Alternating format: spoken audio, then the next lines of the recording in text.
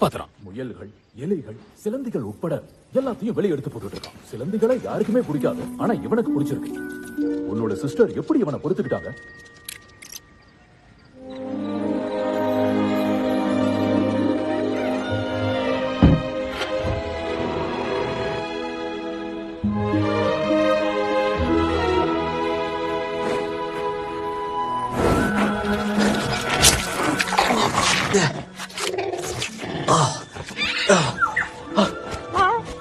Poly, நீ இங்க என்ன பண்ணிட்டு இருக்க? நீ படக தவற விட்டுட கூடாதுன்னு சொல்லதான் வந்தேன்.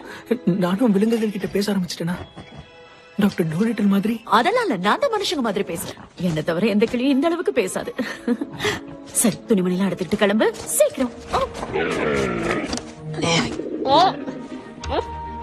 ஆனா டோலிட்டல் நான் இங்கதான் இருக்கணும்னாரு.